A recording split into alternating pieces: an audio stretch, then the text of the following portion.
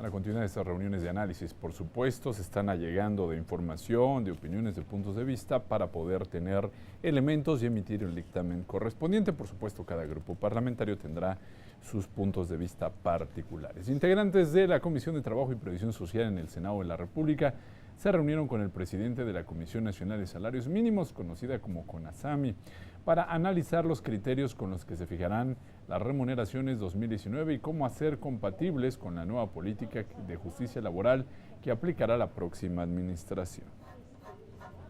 Sobre la estrategia y la política que se ha seguido para fijar los salarios mínimos. Ha habido ya algunas propuestas, iniciativas de algunos senadores, de otras fracciones parlamentarias que han propuesto que el salario mínimo debe de modificarse desde su concepto, desde su nombre.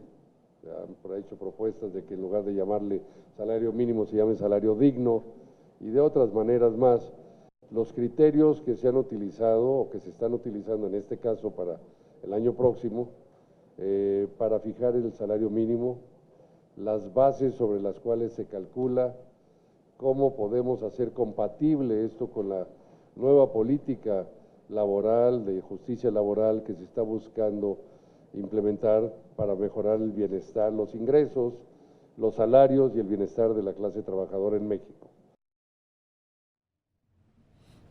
Bueno, sobre la estrategia y la política que se ha seguido para fijar los salarios mínimos, ha habido iniciativas de senadores que han propuesto que el salario mínimo debe de modificarse. Desde su concepto nombre, hay propuestas que ya se suman a llamarse salario mínimo, se llame salario digno y otras propuestas más. Ha habido todo tipo de comentarios, desde que si la Comisión Nacional de Salarios Mínimos debería de continuar o no en la nueva administración, aunque esto requiere, pues obviamente, una decisión de otro nivel y de una reforma constitucional. El senador Napoleón Gómez Urrutia, presidente de la comisión, aseguró que después de 30 años la Comisión Nacional de Salarios Mínimos no tiene capacidad para mejorar la política salarial del país. Explicó que se debe buscar una alternativa.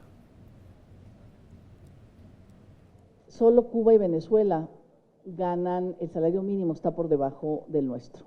Incluso Guatemala, Bolivia, son países que tienen un salario mínimo mayor.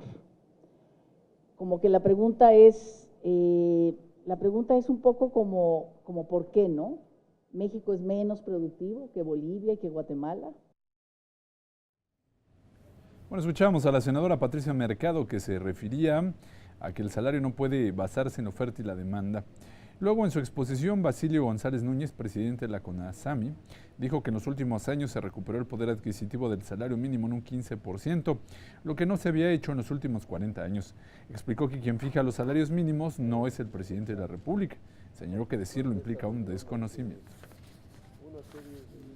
Realmente es por una decisión política, es porque quien fija los salarios mínimos en México, y tener muy presente, los salarios mínimos en México no los fija el presidente de la República, ni el secretario del Trabajo, ni el presidente de la Comisión Nacional de los Salarios Mínimos. Legalmente, quien fija los salarios mínimos en México es el Consejo de Representantes de la Comisión Nacional de los Salarios Mínimos. La desindexación del salario mínimo fue un primer paso para elevar el salario mínimo, explicó el funcionario. Precisó que se pueden aprobar todas las medidas posibles para elevar el salario, pero si no hay crecimiento económico no podrá ser aplicable para la mayoría de los mexicanos.